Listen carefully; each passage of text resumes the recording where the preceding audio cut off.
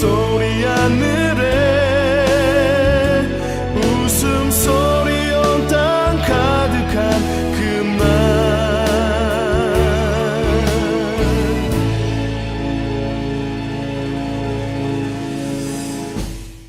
5월은 가정의 달이지요. 전에는 가정교육이라는 말을 자주 사용을 했는데, 그런데 이 단어가 많이 사라져가고 있습니다.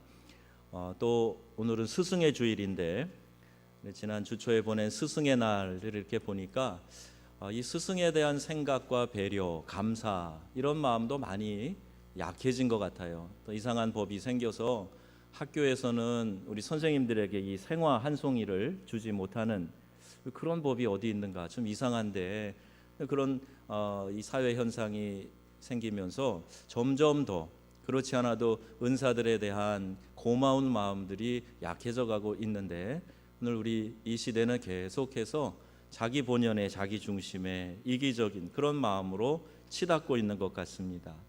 오늘은 가정에서 우리가 어떻게 우리의 자녀들을 잘 양육할 수 있을까, 또 우리의 자녀들에게 무엇을 가르쳐야 하는 것인가, 이 이야기를 좀 들으려고 합니다. 스위스의 교육가였던 페스탈로치가 가정은 최상의 학교다, 이렇게 이야기를 했습니다. 이 교육에서는 동기가 참 중요합니다. 모티베이션이라고 하는데, 어떤 동기를 가지고 있느냐에 따라서 어떤 자극과 영향을 받느냐, 이게 결정이 된다는 거예요. 사람마다 그것이 많이 다르다고 하지요. 홀리데이인이라고 하는 호텔이 있습니다. 이 회사에서, 이 기업에서 사람들에게 당신의 삶에 가장 큰 영향을 주었던 곳이 어디입니까? 무엇입니까? 이렇게 설문을 조사를 했습니다. 그때 18살부터 55세까지의 미국인이 약 50% 이상이 나는 가정에서 가장 큰 영향, 동기부여를 받았습니다. 이렇게 거기 설문에 응답을 한 겁니다.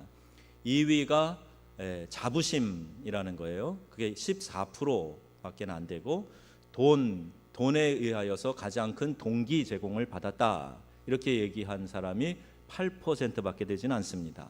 미국이 자본주의 사회니까 돈으로 움직이는 것이 참 많이 있는데, 그럼에도 불구하고 8%만 그렇게 응답을 했고, 50% 이상은 나는 가정에서 내 삶의 많은 방향과 동기, 모티베이션, 영향을 받았습니다, 이렇게 고백을 한 겁니다. 그래서 우리는요, 가정에서 잘 가르쳐야 됩니다. 가정을 통해서 많은 것을 배우고 영향을 받기 때문입니다. 무엇보다도 가정 안에서 신앙 교육과 그 신앙을 통한 인성 교육이 잘 일어나야 됩니다. 가정은 부모의 신앙을 자연스럽게 배우는 공간이에요. 식사 때 드리는 짧은 기도, 감사의 기도, 그 한마디가 자녀들에게 영향을 줍니다. 또 은혜를 주신 분이 누구인지, 왜 감사해야 되는지, 내가 축복하며 관심을 가져야 되는 범위가 어디까지인지, 이것이 다 그 부모를 통해서, 그들의 이야기와 기도를 통해서 자녀들에게 자연스럽게 전달되고 있는 것입니다. 성경을 읽는 것, 말씀 묵상하고 하는 것, 부모가 안 하고 있으면 아이들이 잘 배우지 않습니다. 그런데 부모가 성경을 늘 읽고 있는 모습을 보면 아이들은 자연스럽게 따라합니다. 어느 집에 3살도 채 되지 않은 아이가 화장실에 가서 신문을 들고 이렇게 앉아있는 모습, 그것도 신문을 거꾸로 들고 있는 거예요. 글씨도 모르는 아이가 왜 신문을 들고 있어요? 자기 아빠가 그렇게 하는 모습을 보고 흉내내고 있는 거지요. 인생의 어려움이 찾아왔을 때 어떻게 해야 되는지, 감격과 기쁨, 감사할 일이 생겼을 때 누구에게 영광을 돌리며 누구와 함께 기쁨을 나누는지, 이런 것들을 다 가정에서 보고 배우는 겁니다. 이기적인 부모님 밑에서는 이기적인 자녀만 나오는 거예요. 나만 생각하는 부모가 자식의 넓은 마음 기대할 수 없습니다. 아이들의 학교 교육엔 최선의 열의를 다하면서 하나님께 예배하는 일은 2선, 3선으로 미루어 놓는 것은 큰 실수를 하는 것입니다. 아이들이 복을 누리며 사는 것에 결정적인 장애를 만들어주는 일이 될 수도 있습니다. 신명기 6장의 이 말씀을 보니까 특별히 3절 상반절에 보면 이스라엘아 듣고 삼가 그것을 행하라 그리하면 복을 받고 이렇게 기록하고 있어요. 또 7절 상반절에는 내 자녀에게 부지런히 가르치며 집에 앉았을 때이든지 길에 갈 때이든지 누워 있을 때이든지 일어날 때이든지 이 말씀을 강론할 것이며 손목에 메고 미간에 붙이고 집 문설주에 붙이고 자 이렇게 철저하게 하나님의 말씀을 가까이 두고 그 말씀을 묵상하며 지켜 행하라고 성경은 그렇게 가르치고 있습니다. 배울 것도 많은데 아이들이 할 일이 얼마나 많은데 성경 공부를 해요? 그건 시간이 있을 때 해야지요. 혹시 이렇게 생각하는 분 계실지 몰라요. 고3이 되면 우리 믿음이 좋다고 하는 부모님들 가운데에도 야 1년만 쉬거라. 좋은 대학에 들어가야 하나님께 영광 돌리는 거 아니니 1년만 교회 나가지 말고 열심히 공부하거라. 저 이렇게 지도해서 잘된 아이들을 많이 못 봤습니다. 하나님 앞에서 믿음으로 살아라. 언제든지 말씀을 가까이 하며 살아라. 이렇게 철저하게 신명기를 통하여 자녀들에게 신앙 교육을 한 유태인들. 여러분 지금 유태인들은 전 세계 인구의 0.2%밖에 되지 않습니다. 그런데 세계 사람들이 가장 우수한 인재들이 받는 이 노벨상 수상자 중에 30%가 유태인들입니다. 많은 사립 유태인 학교들은요 지금도 오전 내내 말씀만 배웁니다. 모세오경과 시가서와 율법서들을 배웁니다. 그리고 오후에 과학이든지 수학이든지 학과목을 공부해요. 사람들은 시간을 많이 들여서 공부를 해야 잘할 것이라 라고 생각하는데 이 유태인 선생님들의 생각은 다른 거예요. 성경 말씀을 그대로 믿는 거지요. 여호와를 경외하는 것이 지식의 근본이다. 이 말씀을 믿고 그대로 실천하였더니 우리 한국 사람은 한 명도 받지 못할 노벨상을 유태인들은 이렇게 많이 받고 그리고 그들의 지혜와 그들의 힘을 과시하고 있습니다. 유럽의 경제를 미국의 경제를 움직이는 사람들이 유태인이라고 합니다. 그러니 하나님의 이 말씀은 분명히 오늘도 살아있고 역사하시고 그 말씀에 감추어져 있는 축복의 비밀들을 우리가 하나씩 우리의 삶에 적용할 때 그게 바로 내 것이 되는 겁니다. 축복은 멀리 있는 것이 아니라 내가 하나님의 말씀을 지켜 행할 때 이미 하나님이 약속해 놓으신 그 축복이 나에게 임하게 되는 거예요. 우리 교회도 또 여러분의 가정도 자녀들에게도 이 약속의 말씀이 임하는 귀하고 복된 역사가 일어나기를 주 예수님의 이름으로 축원합니다. 잠언 8장 17절 나를 사랑하는 자들이 나의 사랑을 입으며 나를 간절히 찾는 자가 나를 만날 것이니라. 하나님은 우리를 정말 사랑하세요. 중심으로 사랑하기 원하시기 때문에 하나님은 우리가 하나님을 중심으로 하나님께 나아가고 사랑하기를 원하시는 겁니다. 그래서 이런 말씀이 있는 거예요. 나를 간절히 찾는 자가 나를 만날 것이다. 프랑스에 있을 때 대통령들이 오시면서 그 교민사회의 리더들을 몇 명씩 불러서 이제 오찬을 하거나 또 저녁 만찬을 할 때가 있습니다. 그럴 때 미리 초청장을 보내죠. 이름을 정확히 새겨서 언제까지 오시오 이렇게 보냅니다. 그러면 웬만하면 다들 갑니다. 근데 만나자는 시간이 대통령이 그 접견실로 나오기 한 1시간 전쯤 돼요. 그럼 가서 이름을 보여주고 들어가고 또 소지품 검사도 하고 또 대통령을 만날 때 이야기를 나눌 때 이러이런 것들은 주의하셔야 됩니다. 미리 교육도 받고. 그런데 그것을 불쾌하게 생각하는 사람 하나도 없어요. 초대받았다는 것에 대한 기쁨이 있지요. 그리고 미리 가서 1시간 정도 시간을 미리 들여서 준비하고 만납니다.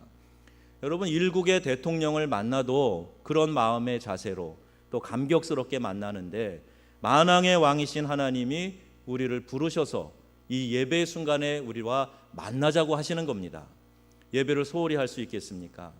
하나님이 우리 그렇게 기뻐하시고 우리를 만나 주시는 이 예배의 자리, 이 자리가 영광스러운 자리고 또 하나님께 그렇게 진실로 중심으로 참되게 예배하는 자들 하나님은 지금도 찾고 계시다 이렇게 말씀하고 있습니다. 우리 명성의 가족들은 중심으로 하나님께 예배하셔서 큰 은혜 받으시기를 축복합니다. 형식적인 예배 기뻐하시지 않아요. 가인의 제사와 같은 예배 기뻐하시지 않습니다. 누구 체면 때문에 나가 주는 식의 예배 하나님 좋아하시지 않습니다. 축복의 원리를 모르는 거지요. 하나님은 지금도 우리의 능력이 되어 주시기를 원하셔서 그냥 한 끼 식사 주는 초대가 아니라, 얼마의 용돈이 생기는 초대가 아니라, 내 삶의 가장 중요한 나의 삶의 구원자 되시고 축복의 근원이신 그분이 우리를 초대하셔서 만나 주시고 삶의 문제에 귀를 기울여 주시는 시간이란 말입니다. 그래서 상한 마음 치료해 주시고 지친 심령을 새롭게 회복시켜 주시고 병을 고쳐 주시고 문제를 해결해 주시는 시간이 바로 이 예배의 시간인 줄로 믿습니다. 이 복을 누리는 이 시간에 오는 것이, 그래서 우리는 형식적으로 체면 유지하기 위해서 마지못해서 예배 드리는 것 아니에요. 우리의 온 마음을 들여서 감격스럽게 준비하여 예배의 자리에 나와야 하는 것입니다. 여러분 함께 따라해 보시겠습니까? 예배 지키면 인생 지켜주신다. 좀 더 확신 있게 한번 큰 소리로, 예배 지키면 인생 지켜주신다. 예, 맞습니다. 아멘. 주님의 몸인 교회에서 봉사하는 일, 제대로 된 헌금 생활하는 것, 사랑으로 다른 사람을 돌보고 섬기는 것, 이 모든 복 받는 일은 교회에서 그냥 가르친다고 말로 한다고 잘 따라하지 않아요. 그럼 어떻게 해야 하는가? 이것은 누군가가 좋은 본을 보여야 됩니다.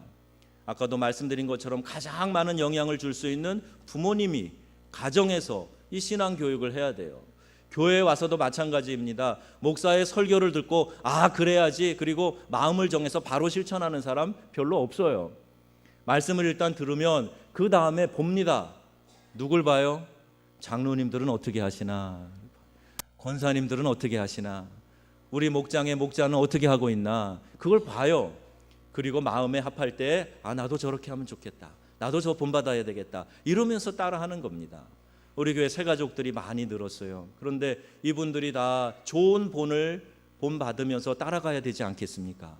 어떤 공동체는 멀쩡한 신자가 와서 그 교회 공동체에 들어와 가지고 신앙이 나빠지는 공동체도 있어요. 아주 좋지 않은 예이지요. 그런데 좋은 공동체, 좋은 교회는 그 어떤 괴팍한 사람이 들어와도 그 안에서 다 녹아지고 풀어지고 체질이 바뀌고 믿음이 다시 변화되어 가지고 그 교회 성도들과 비슷한 신앙인이 된단 말입니다. 우리 명성교회가 좋은 믿음의 공동체 되기를 주님의 이름으로 축복합니다. 누가 와도, 어떤 교회에서 상처를 받고 왔어도, 내가 이제 갓 예수를 믿기 시작했어도, 어떤 시련을 통과해서 왔어도 우리 교회 공동체에 들어오면 마음이 편안해지고 믿음이 자라가고, 그래서 하나님 보시기에 아름다운 귀한 믿음의 백성들로 세워져 가기를 주님의 이름으로 축복합니다. 자, 이 일을 위해서는 가정에서 잘 본을 보여줘야 된다 말씀드렸죠. 또 우리 어린이들, 청소년들은 그 또래 집단을 통해서 영향을 많이 받아요. 그래서 나이에 맞는 신앙생활이 꼭 필요합니다. 선생님들이 잘 가르쳐 준 거를 또 이 아이들도 보는 거예요. 이 형아는 어떻게 하나, 내 친구는 어떻게 하나, 그리고 보고 따라가는 겁니다. 손을 모으고 경건하게 무릎 꿇고 고개 숙여 기도하는 것 말로 시킨다고 되는 게 아니에요. 누군가를 바라보며 감동받으며 그대로 따라하는 아이들 봅니다. 말씀을 가르쳐 줄 때도 그 나이에 맞게 잘 가르쳐야 돼요. 그들이 이해할 수 있는 수준의 언어로 가르쳐 줘야 됩니다. 우리 교회학교 교사들, 우리 참 자격 있는 교사들이에요. 기독교 교육을 공부한 사람, 그리고 일반 교육을, 유아교육을 공부한 사람, 이런 분들이 선생님으로 다 포진하고 아이들이 오도록 열심을 다해서 지금 봉사하고, 또 토요일이면 나가서 전도하고, 새로운 아이들이 한 명이라도 있으면 막 기뻐해가지고 섬기는 그런 선생님들이 계신데 왜 아이들을 안 보내세요? 아이들 보내세요. 그래서 믿음으로 잘 뿌리 내리고 잘할 수 있도록 교회 학교에서 배우고 가정에서 배우고, 그래서 이 신앙의 귀한 교육이, 말씀을 부지런히 가르치는 이 일이 가정에서, 교회에서 일어나게 되기를 부탁드립니다. 오늘 갈라디아서 6장 6절 말씀도 읽었어요. 말씀을 가르치는 자와 모든 좋은 것을 함께하라, 이렇게 말씀하고 있습니다. 자, 여러분은 이 말씀을 어떻게 이해하고 계십니까? 제주도에서 친척이 옥돔을 보냈네요. 그래서 그 옥돔을 다 먹으려고 하니까 너무 맛있어요. 이거 나 혼자 먹으면은 꼭 배탈 날 것 같아요. 잘 얹힐 것 같아. 그래서 옥돔 한 마리를 보내드려야 되겠다. 그리고 가져다 주는 것. 영광굴비를 한 두릅 샀어요. 야, 이거 나 혼자 다 먹기는 좀 그렇네. 조금 갖다 드려야 되겠다. 그리고 가져오는 것. 여러분 이렇게 이해하고 계십니까? 옥돔이든 굴비든 내가 가지고 있는 좋은 것, 말씀을 가르치는 자와 나누어 주면 좋겠지요. 저도 받으면 좋겠어요. 우리 목자 되시는 분들도 받으면 사랑을 느끼니까 좋고 나도 더 사랑해야 되겠다, 그런 마음 드시겠죠. 그런데 이 말씀은 그렇게 해석하면 안 됩니다. 여기 보세요. 우리의 삶의 가장 큰 목표는 예수님을 닮아가는 겁니다. 여러분 아멘이세요? 예수님을 닮아가는 거예요. 예수님을 닮는 삶을 살기 위해서는 하나님께서 우리 가까이에 영적인 지도자들, 리더들을 세워주신 거예요. 그 사람을 바라보고 닮아가면서 예수를 닮아가라는 겁니다. 그래서 이 모든 좋은 것을 함께 하라 하는 얘기는 선물 나눠줘라 하는 게 아니라 그 사람이 나에게 줄 수 있는 좋은 것들, 내가 그 사람을 통해서 배워가라 하는 거예요. 모든 좋은 것을 함께 나누며 기도 생활을 닮아가고 말씀 생활을 닮아가고 가능한 많은 것들을 닮아가는 영적인 노력을 하라, 이 말씀입니다. 여러분 모든 좋은 것을 함께 하시기를 주님의 이름으로 부탁합니다. 우리 권 목사를 통해서 또 우리 이상조 목사님 통해서 우리 장로님들을 통해서 교구 청지기들을 통해서 교구 목자를 통해서 모든 좋은 것들을 배우시기를 주 예수님의 이름으로 축복합니다. 배우려는 노력이 있어야 돼요. 왜요? 우리는요 좋은 것은 천천히 배우고 나쁜 것을 빨리 배웁니다. 그래서 배우려고 하는 적극적인 자세에 노력이 있어야 돼요. 목회자뿐만이 아니라 모든 교사들, 중직자들은 내가 그리스도를 본받는 자 된 것처럼 너는 나를 본받는 자 되라 라고 말했던 우리 사도 바울의 이 고백을 내 고백으로 삼아야 됩니다. 여기 본받는다라는 말은요 우리가 보석 이미테이션 아시죠? 불어 성경에는 수아의 메지미따터 이렇게 돼 있어요. 이미테이션이라는 말이 들어 있습니다. 그 이야기는요 보석하고 똑같이 생겼잖아요. 내가 예수님을 그렇게 닮아가기를 원해서 닮아가는 것처럼 너희도 나를 본받아라, 이렇게 이야기하고 있습니다. 여러분이 맡은 사역의 영역에서 여러분을 따르는 사람들에게 당신들은 내가 예수를 본받는 것처럼 나를 본받으며 쫓아오세요, 이렇게 겸손히 부탁할 수 있는 저와 여러분 되기를 주의 이름으로 축복합니다. 그래야 교회가 은혜 공동체, 능력 있는 공동체가 되는 거예요. 다 오합지졸이 되고 다 믿음의 수준이 어린아이와 같이 되어 있으면 늘 찌그럭찌그럭하고요 교회가 성장하는 듯 하나 깨어지고 문제가 생기고 난리가 나고 그러는 겁니다. 여러분 그리스도의 인격으로 그리스도를 믿는 신앙으로 성장해 가시기를 주 예수님의 이름으로 축원합니다. 가정에서 배워야 될 것 중에 중요한 신앙의 원리는 이해와 양보입니다. 그리스도인다운 인성이 자라야 된다는 거지요. 이 가족은 최소의 사회 단위이고 나와 결혼한 배우자와 형성하며 자녀들이 태어나면서 이 가족 구성원이 늘어나게 되는 겁니다. 요새는 옛날처럼 대가족은 아닐지라도 부모님을 모시고 살아가는 가정이 있지요. 그런데 세대 차이가 많이 있습니다. 부모님 세대와 그 자녀 세대가 분명히 다릅니다. 자녀들끼리도 달라요. 쌍둥이도 세대 차이가 있는 거 아십니까? 누가 그렇게 얘기하더라고요. 많이 달라요. 취향도 다릅니다. 김치를 먹어도 신 것 좋아하는 자식이 있고 안 신 것 좋아하는 자식이 있고 라면도 푹 퍼진 라면 좋아하는 사람, 살짝 꼬들꼬들한 라면 좋아하는 사람. 참고로 저는 후자입니다. 또 자기가 좋아하는 TV 채널을 선점하기 위해서 그렇게 각축하는 그런 모습 가정 안에 있습니다. 기호와 생각, 가치관이 조금씩 달라도 그 안에서 이해하고 양보하고 조정하고 이러면서 조화를 이루어가는 것, 이게 가정이에요. 사회에 꼭 필요한 요소가 이해와 양보인데 오늘날 가정에서 이런 교육이 되지 않으니까 온통 이기주의자들, 자기만 아는 사람들이 사회에 나와서 사회를 어지럽게 만들고 있는 겁니다. 서로 입장을 바꿔놓고 생각할 줄 아는 사람들, 서로 상대편을 존중하고 중심으로 생각하는 그런 사람들이 사는 가정, 분명히 행복한 가정이 될 줄로 믿습니다. 남편은 아내 입장에서 생각하면서 좋은 옷 한 벌 사주지 못하고 근사한 곳에서 멋지게 한번 외식 한번 해주지 못하고 참 그런데도 불구하고 종일 아이들 데리고 빨래하고 청소하고 참 고생이 많지, 이런 마음을 갖는 거예요.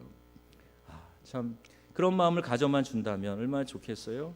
아내는 남편의 입장을 생각하면서 종일 윗사람 눈치 보고 뼈 빠지게 일해서 가족 벌어 먹이느라 얼마나 수고가 많을까, 이렇게 생각하고 이해하는 겁니다. 서로 상대방의 입장에서 생각하면서 살아가면 그게 바로 복된 가정이 되는 것이지요. 누가 찬송가 유머라는 것을 만들었는데, 목욕탕 주인이 좋아하는 찬송가 가사는 곧 씻어서 정결케 하옵소서랍니다. 학생들이 불러야 될 찬송은 아무것도 모르니 나를 가르치소서, 이 찬송이래요. 참 기가 막힌 것은 며느리들이 좋아하는 찬송이 있답니다. 예수가 함께 계시니 시험이 오나 겁없네, 이 찬송이랍니다. 누가 만들어냈는지 모르지만 고부간에 분명히 갈등이 있고 힘들다는 얘기겠지요. 그런데 여러분, 내가 시어머니라면 나 같은 며느리 두었을 때 섭섭하지 않을까 생각해 보는 거예요. 내가 저렇게 나이 젊은 며느리라면 어떻게 했을까 하고 한번 시어머니는 생각해 보는 거예요. 입장을 바꾸어 놓고요.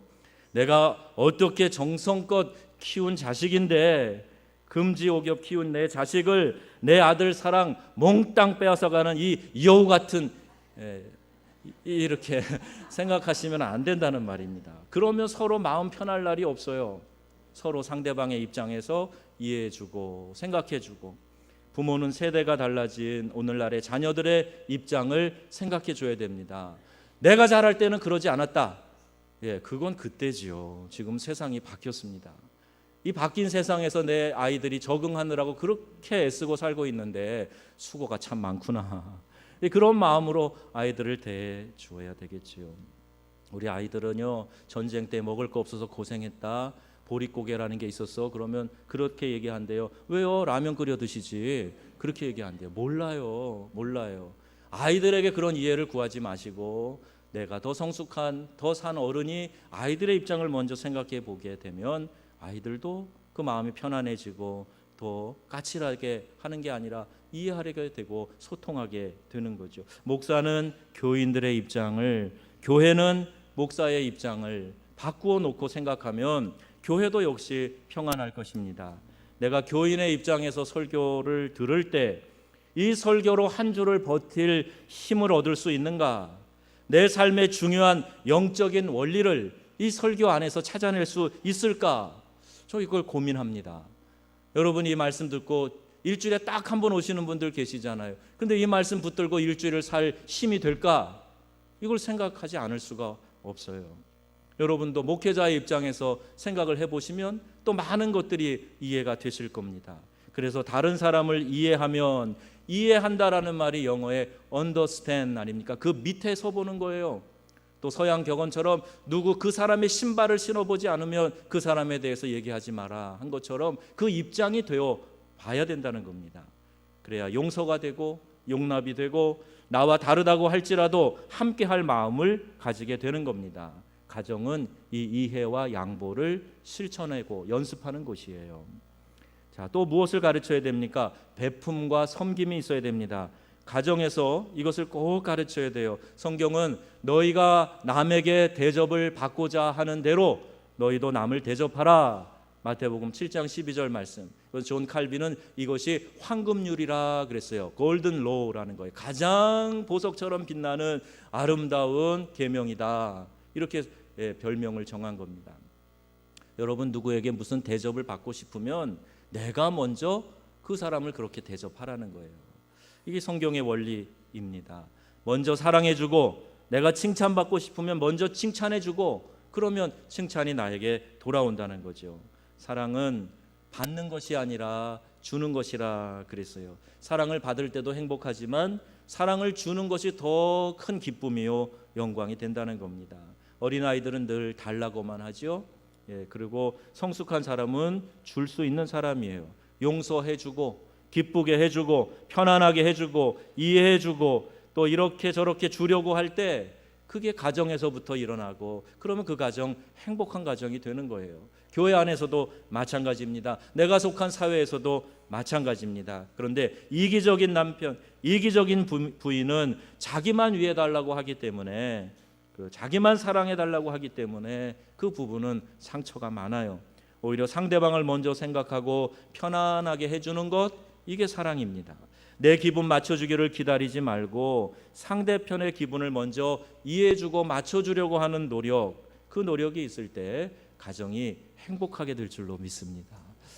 그러므로 사랑을 받으려만 하지 말고 사랑을 주는 생활에 힘써야 됩니다. 사랑은 자기의 유익을 굳이 아니한다 그랬어요. 가정은 교만함이나 자존심을 버리고 사랑으로 섬길 수 있는 가장 안전한 실천의 장입니다. 가정에서 이런 훈련을 하지 않으면 밖에 나가서 절대 그렇게 하지 않아요. 가정 안에서 부부간에 식구끼리 무슨 자존심이 필요하고 무슨 교만할 이유가 있겠습니까? 갈라디아서 5장 13절 말씀입니다. 오직 사랑으로 서로 종 노릇하라 했습니다. 옛날에 한 화목한 가정이 있었답니다. 하루는 그 집에 가장이 되는 결혼한 큰아들이 바지를 사가지고 입고 왔는데 바지가 좀 길었어요. 그래서 자기 전에 요만큼 좀 잘라주세요. 그리고 잤습니다. 아내가 밤 12시쯤 일어납니다. 그리고 그 바지를 요만큼 잘라놨습니다. 그 시어머니가, 그러니까 그 아들의 어머니가 생각합니다. 아이고 우리 며느리가 이거 일찍 일어나서 하려면 얼마나 피곤할까. 그리고 새벽에 일찍 일어나서 바지를 요만큼 잘라놨습니다. 그리고 시누이가 아이고 우리 올케 언니 생각해서 또 아침 일찍 일어나가지고 바지를 이만큼 잘라놨습니다. 아침에 나가려고 바지를 입어보니까 아주 껑충 올라오는 거예요. 그래서 가족이 함께 웃으면서 온 식구가 더 행복해졌다는 겁니다. 이 바지는 짤뚝해져서 아예 잘라서 칠보 바지를 만들어서 입게 되었지만 그 화목한 가정, 서로를 이해해주고 생각해주는 그 가정 때문에 온 식구들이 다 마음이 훈훈해졌다는 거예요. 여러분, 내가 먼저 겸손히 섬기는 생활을 하시기 바랍니다. 세상에서 가장 삭막하고 외로운 장소는 사랑이 없는 곳이에요. 가정은 사랑의 보금자리가 되어야 합니다.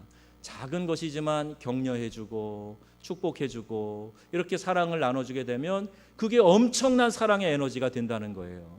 뭘 큰 거를 주어서가 아니라 작은 것 주면서 격려하고 내가 생각하고 있어, 이 마음을 전달해 줄 때에 용기가 생기고 힘이 생겨요. 세상에 어떤 것도 없는 그 사랑이 교회 안에는 있단 말입니다. 왜요? 사랑의 근원이신 하나님을 섬기는 백성들이 이곳에 있기 때문이에요.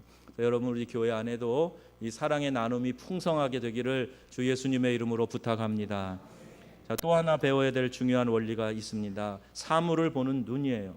저희 교회에도 3대가 교회에 나오는 분들이 제법 있습니다.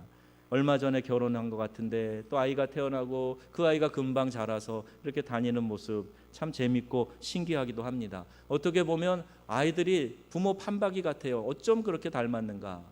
제가 파리에서 목회할 때 어떤 분들이 방문자로 와도 금방 우리 아이들을 찝어냈어요. 우리 둘째가 특히 제 얼굴을 닮았는데 그래서 여자 권영준이라고 이렇게 부르기도 했답니다. 우리 아들은 걷는 모습이 저랑 비슷하대요. 사람들이 뒷모습만 봐도 누구 아들인지 알겠다고 그렇게 얘기를 했답니다. 이것이 재미나기는 한데 또 한 가지 우리 안에 엄중한 말이 되기도 합니다. 가벼운 말이 아니에요. 내게서 좋은 영향을 받기도 하지만 평생 지고 가야 될 나쁜 성품도 본받을 수 있다는 걸 기억해야 됩니다. 긍정적인 눈으로 바라보는 훈련을 통해서 아이에게 평생 기쁨을 가지고 살 수 있도록 사람을 사랑하게 만들어 주는 거죠. 평생 불평과 원망 입에 달고 살도록 해서는 안 됩니다. 가급적 모든 것을 긍정적으로 보도록 해야 그 가정, 그가 속한 공동체가 화평하고 행복하게 되는 줄로 믿습니다. 아이들을 보면 요새는 제가 아이들을 낱낱이 살필 시간이 별로 없는데 아이들을 보면은 저 집 부모님들이 목사를 좋아하는지 안 좋아하는지 알 수가 있어요. 여러분 조심하셔야 됩니다. 제가 보면 알아요. 아이들이 목사님을 좋아하고 반갑게 인사하고 막 와서 이렇게 안기고 그러면 부모님들이 저를 좋아하는 거예요. 그런데 아이들이 쓱 눈을 피하고 인사 안 하고 가고 불러도 좀 삐죽삐죽하고 그러면 뭔가 그 식탁에서 이상한 얘기가 오고 간 거예요. 그래서 아이가 들으면서 마음이 불편한 거죠. 여러분, 아이들을 교회에서 쫓아내는 방법이 있습니다. 그 아이를 믿음 생활에서 이탈되게 하는 방법이 있어요. 목회자 흉보시고 교회 장로님들 흉보시고 교회에 그런 권세가 있대, 내가 속상해 죽겠어, 그러나 어떻게 체면 때문에 나, 이런 얘기 하시면 아이들은 결단합니다. 나는 그런 불편한 데 나가지 않을 거야, 이렇게 생각하게 되는 거예요. 여러분, 가정 안에서 모든 얘기들을 긍정적인 이야기를 하고 우리의 자녀들이 이 이야기를 들었을 때 그 마음이 삐뚤어지지 않도록 희망을 주고 축복하고 격려하고 사랑이 생길 수 있는 그런 이야기들을 나누는 믿음의 귀한 부모님들 되시기 바랍니다. 며느리가 미우면 그 며느리 발꿈치까지 트집 잡는다는 말이 있습니다. 부정적으로 보기 시작하면 모든 게 미워 보여요. 그런데 긍정적인 눈으로 보면 예쁜 구석이 참 많습니다. 하나님이 사람을 그렇게 지으셨어요. 온통 못된 사람, 100% 다 나쁜 것만 있는 사람 없어요. 또 아무리 훌륭한 사람도 모든 게 다 훌륭한 사람 없습니다. 다 흉과 허물을 가지고 있어요. 그래서 우리는 하나님의 은혜가 필요한 거고 더욱 거룩한 성결한 백성으로 살아가려는 노력이 필요한 겁니다. 왜 나는 자꾸 문제 있고 복잡하고 사랑스럽지 않은 그룹에만 속하게 되는가, 나는 참 운이 없다, 이런 생각이 들면 혹시 내가 폭탄이 아닌가, 내가 불씨가 아닌가 생각해 보셔야 됩니다. 내가 행복하면 주변을 행복하게 전염시킬 수 있어요. 그러나 내가 짜증을 내면 주변도 짜증스럽게 반응하게 되어 있습니다. 그래서 서양에 이런 격언이 있습니다. 거울은 절대로 먼저 웃지 않는다는 거예요. 여러분, 거울을 보실 때 거울이 먼저 웃는 게 아니라 내가 웃고 거울이 그 웃는 것을 보여주는 겁니다. 만약에 거울이 먼저 웃었다? 이건 백설공주에 나오는 이상한 거울이에요. 거울은 절대 먼저 웃지 않습니다. 우리의 대하는 사람이 그래요. 내가 관계를 맺고 있는 사람이 마치 거울과 같습니다. 내가 어떤 말을 하느냐, 어떤 태도를 보여주느냐, 그게 그 사람에게 반영돼서 다시 나에게 반사되어 나오는 겁니다. 왜 내 주변 사람들은 다 이렇게 못됐는지 몰라? 그러면 여러분 점검해 보세요. 내가 그런 못된 사람이 아닌가, 내가 그렇게 이기적인 사람이 아닌가 한번 돌아보고 반대로 해보시는 거예요. 더 친절을 베풀고 먼저 다가가서 더 미소 지어 인사해보고 더 나눔을 먼저 실천해보고 해보세요. 그러면 희한하게도 그런 것들이 다 내게로 다시 돌아오게 됩니다. 성도 여러분, 가정은 교육의 터전입니다. 좋은 신앙의 교육과 이를 통한 아름다운 인성 교육이 가정에서 일어나기를 축복합니다. 이해와 양보, 베품과 섬김, 긍정적인 말과 태도를 위해 말씀을 부지런히 가르치고 또 모범을 보이는 믿음의 교사, 믿음의 부모님들 다 되시기를 주 예수님의 이름으로 축원합니다. 아멘.